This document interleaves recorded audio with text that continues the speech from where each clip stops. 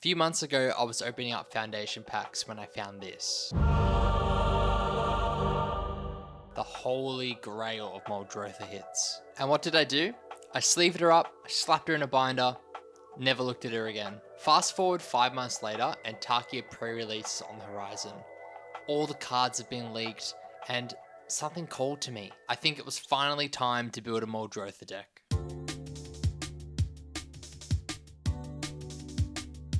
According to EDH Rec, Muldrotha is the second most popular Sultai commander ever printed, just behind the Wise Mothman, who I don't really think counts given it was in a precon. She's a 6/6 for 6, which reads, during each of your turns you may play a land and cast a permanent spell of each type from your graveyard. If a card has multiple permanent types, choose one as you play it. This card is extremely popular amongst EDH players and I never really understood why, so I wanted to figure it out. The more I researched into the Muldrotha decks that people were building, the more I realized it was pretty much just like a value pile of simic good cards. And the biggest thing was, I didn't really understand how people won with the deck.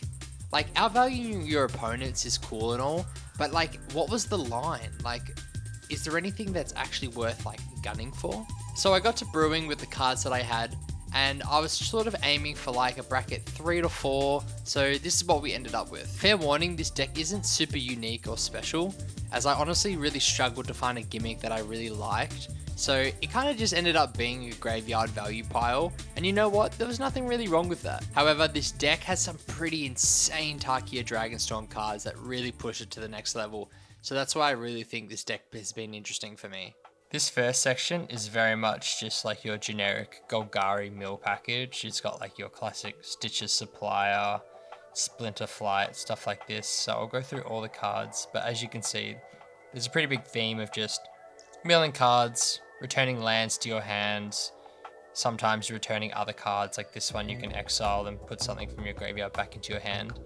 This stuff is pretty helpful because if you don't have your commander out yet, and it is a 6-cost commander, then you can kind of just get a bit more value from things in your graveyard earlier in the game. Same with 6. 6 is extremely powerful as you have the retraceability, which means you can cast things from your graveyard by discarding a land. And filling your graveyard with land isn't really a problem in this deck. Wood Sage is a fun one. I got this in a conspiracy draft with Casual Compliance, so shout out them. This one allows you to name a card and then you reveal the top 4. If you hit the named card, you put it in your hand, otherwise they go to your graveyard. It's essentially just like a 2-cost tap mill 4 cards. However, one day I will name the card and then that day will be very cool. So this is sort of just a fun inclusion to have fun with my friends. But honestly, I think it's still a pretty good card. Like, I'm sure there's better, but shout out Wood Sage. This card's from Tarkir and it's actually pretty insane. I was going through some friend's cards at the LGS and he showed me this, and it says that when this creature enters, you may mill cards equal to the number of lands you control. So pretty much you play this on, turn 3 or 4. You're pretty much always playing lands to cast it, so you're going to mill 4. But then when Muldrotha comes out and you cast it again, by then you've got at least, 6-7 lands into play. And I just think this has so much value. Its renewability also allows you to exile it from your graveyard and make something really large, based on how many cards in your how many lands are in your graveyard, which is still super helpful. So I'll show you a bit later in the video about how you can win the game, but this card also helps with that. So yeah, shout out Tarkir for this one. This one was just a really great ad. Melican, sort of an average card, but as it's an artifact, Muldrotha can cast it as an artifact, so then you can still cast a creature from your graveyard. So it's fine. This is native. This comes from Foundations and it's pretty solid. It just mills things earlier in the game, and later in the game, if you cast things from your graveyard, which is obviously always happening, only activate abilities / like the previous card, then you can draw a card and put a counter on it. So it's not too bad. I think it's pretty good. I'm probably going to give it a whirl, see how it goes before I see if it's going to stay in the final deck, but I think it's pretty cool. Aftermath Analyst, pretty basic card. World Shaper, similar thing as well. Perpetual Timepiece, this is just a really good early mill. It's also really important because if someone tries exiling your graveyard, if you do have the mana available, you can use its second ability. So the Land Druid, again, it's just more of like milling and ramping. And then Head Shredder. Head Shredder is OP. I love Head Shredder. You're milling cards all the time, so if this is on the battlefield, every land that you hit just goes straight onto the battlefield tap, so it's an insane value piece. I've pretty much never crewed it, and it's just so good just to sit on your side of the board. The second part here is just pretty much removal, so a lot of the things Muldrotha wants is removal on creatures or permanents, so Reclamation Stage is really good because you can cast it, multiple times a game. Assassin's Trophy is just a great card. Shore Up, I don't know why this is in here. Negate one of just like your classic counter spells. I have Negate in here because I don't really run too many cards of blue pips, so having counter spell is a bit hard because I'm not really generating as much blue mana. So earlier in the game, if I don't have 2 blue pips, it's kind of just like dead in my hand, so that's why I like Negate. Go for the throat. Awaken the Honored Dead. This card's also from Tarkir. It's just amazing value. Like, it comes out, nukes a permanent, mills you cards, and then returns a card from your graveyard to your hand, and then you just play it all over again when Muldrotha is out. So yeah, it's just super value on a card here. Plate Crafter, just your classic. Cankerbloom, just similar to the first card you saw in this group. Just sacrifice it, artifact enchantment, blow them up, boom.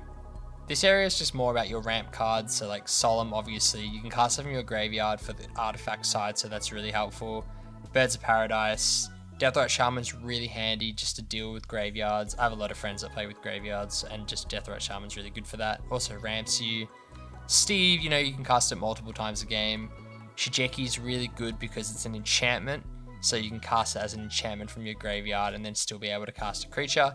And it's also milling you, it's also ramping you. So, and it also returns things from your graveyard. So this is just a super versatile card for Muldrotha. Life on the Loam's great. Getting lands out of your graveyard when you really need them is handy, and then later in the game you can dredge it so you can still fill the graveyard. Growth Spiral, just your classic. Cultivate, another classic. Fast Seek, I don't think I need to explain this one. Grizzly Salvage, similar thing. You're milling 5, creature or land card into your hand, the rest into your graveyard. And again, your graveyard just turns into your second hand. Wayfarer's Bauble's really good in this deck because cast it, sack it, it's in your graveyard, you put a land on the battlefield, and later in the game, if you still need lands, you can do it again. And Explore, just your classic, play an extra land, draw a card.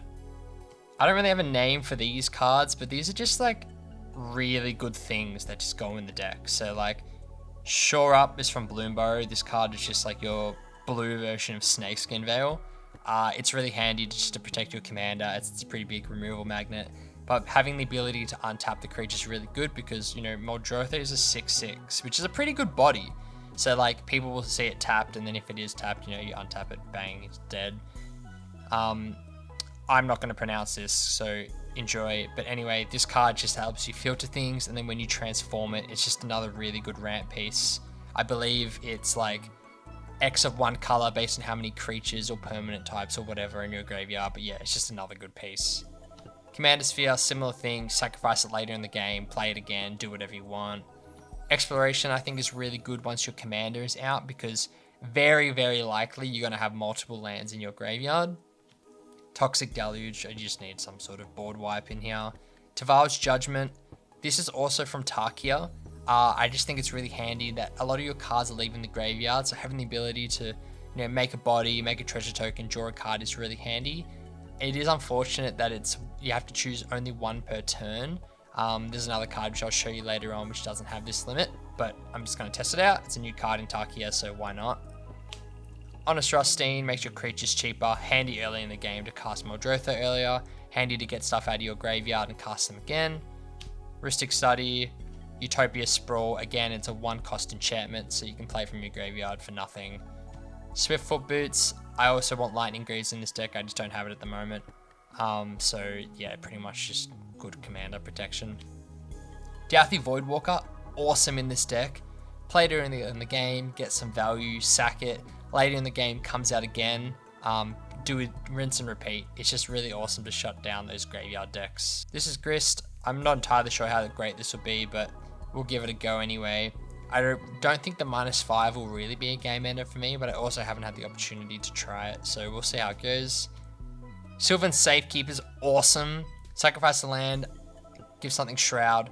It's just amazing commander protection.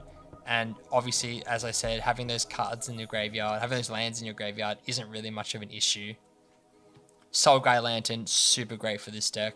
enters the battlefield, exiles a card from a graveyard. Who cares? You can tap, sack it, exile everyone else's graveyard. That is awesome to shut down graveyard decks. And you can do that every turn if you have Muldrotha out, which is awesome. And if you're not really versing like those graveyard style decks, having the ability to play it for 1 out of the graveyard with Muldrotha, or just from your hand, sacrifice it, draw a card, you're basically paying 2, drawing a card, and it's pretty handy. Fact or Fiction, one of my favorite commander cards. Probably not the best card to have in the deck, however, reveal the top 5 and then your opponent separates them. The power that you don't choose goes into your graveyard, so you're not really missing out either way, and I just think Fact or Fiction is a really great commander card, so it's just a great include. Sorry. What else is there to say? Now, the trouble with Muldrotha has always been, how do I win a game? So these next 2 sections are trying to understand how we would win a game. So there are 2 main lines on how I want to win a game with Muldrotha, so we'll go through them. And this first section is finding those pieces. So like, entomb, put something in your graveyard, which is great. Lotus Light Dancers just came out in Tarkir. Insane card. Enters the battlefield, search your library for a black, green, and blue card and put them all in my graveyard. So you'll see later, but that is just insane value for 5 mana, being able to put 3 things from your graveyard in there on a body. And it's not specific to creatures, unlike Buried Alive. So I think that's a great card. Gravebreaker, this card is awesome. It's also an enchantment, so you can cast it from your graveyard as its enchantment side. Enter the battlefield, put a card into your graveyard. Also, spells from your graveyard cost 1 less, so just amazing for Muldrotha. Buried Alive, same thing, just put 3 creatures in your graveyard. Profane Shooter, I'm broke as fuck, so this is all I've got, but again, just looking for a card earlier on, using it later in the game, it's handy. Now, this section is how we're going to actually win the game. So once we use those last cards to find these pieces, this is how we would win. So this deck has multiple lines, the first one being with Gerard. So Gerard Golgari Lichlord, it's just a really big body, and then its second ability allows you to sacrifice another creature, and each opponent loses life equal to the creature's power. You can also bring it out of the graveyard by sacrificing a swamp and a forest, which obviously isn't that hard. So with Gerard, these 2 cards here, Consuming Aberration and Lord of Extinction, are just super powerful. Both of these cards' power and toughness is equal to the number of cards in graveyards. So this one is all graveyards, this one is opponent's graveyards. So these come out later in the game, and then with Gerard, you sack them, you're dealing 20-30 damage to everyone at the table. It's super good value.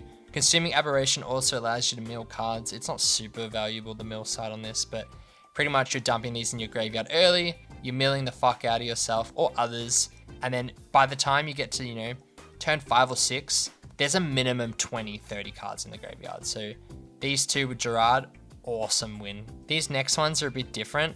So Underrealm Lich isn't really your game ender, however this card is an insane bomb in the deck. Anytime you would draw a card, instead look at the top 3 cards of your library, then put 1 into your hand and the rest of your graveyard. So because this is a replacement effect, any draw, you're basically milling 2, drawing 1 now, which is awesome. And this with the Gitrock monster, which I don't have at the moment, but I am putting in this deck, will allow you to pretty much loop your entire deck if you're lucky enough and really get so much value. So if this comes out, it is not a game ender, but it's very close to one. This next section is pretty much like your combo side on how to win the game. So this is Karud Goldkeeper. This came out in Tarkir as well, and this is the whole reason why I built the deck. So this one reads, whenever 1 or more cards leaves your graveyard during your turn, create a treasure token. That is insanely good on its own, but it also opens up an insanely great combo piece. It also has the renewability to exile it from your graveyard, and you can put a flying counter +2/+2 on something as well. However, what you can do is, with your commander out, cast Kaya's Ghost Form. Kaya's Ghost Form reads that whenever a permanent dies or is put into exile, return that to the battlefield. So what you can do with these 3 cards is enchant Kaya's Ghost Form onto Muldrotha and sack it to the Altar of Dementia. The Altar of Dementia allows you to mill cards equal to the creature's power. So once this creature dies, it will return onto the battlefield, Kaya's Ghost Form will go back to your graveyard, and then you'll make a treasure token. This allows you to then use Muldrotha's ability again, sack the treasure token, cast Kaya's Ghost Form again, rinse and repeat. So pretty much with these 3 pieces out, you can mill your opponents or yourself as much as you want, because you can repeatedly cast Muldrotha, as when she enters the battlefield again, she's a new instance, which means she can cast an enchantment from the graveyard again, because this version hasn't seen it, if that makes sense. Additionally, if you do have Conrad out in the field, this combo is also super great. It just means that you're pinging everyone for damage rather than milling, as some opponents can't be milled. As for the lands, I'm not going to go into too much detail, but it's pretty much just like your very generic land package. I haven't spent much money, but ideally fetch lands are extremely good, as filling the graveyard with them is so helpful because you can bring them out so easily. And obviously stuff like Terramorphic Expanse and the Surveil lands are just so good for this deck. So shout out those. And yeah, that's Muldrotha. Shout out Muldrotha. I understand why people really like this card now. Finally, there were some cards that I just didn't get my hands on, but I really think I want to add to the deck. So some of these ones include Ashiok Dream Render, just an insanely good card to mill. Command Beacon, super good in this deck. Doc's just great to get cards out of your graveyard for cheap. Ghost Quarters to blow up those nasty Cabal coffers. Haywire Might's great in this deck. Mindslaver, I'm still on the fence about this one, but maybe. Mystic Remora is also amazing, but I just haven't been able to find one yet. Ripples of Undeath, honestly one of my favorite cards in the game at the moment. And yeah, maybe Torment of Hellfire, just to get that cheeky game winner in. So yeah, overall, that was the deck. I hope you like it. It's pretty good. Tarkir really upped the level of this deck, I think, and really pushed me over the edge to build it. So that's pretty exciting. So yeah, if you liked the video, give it a like, subscribe, let me know what you think. Post your Muldrotha deck list below. I'd actually like to see a deck list that's very different, or that how you've incorporated like the Tarkir cards. Other than that, see you later. Peace.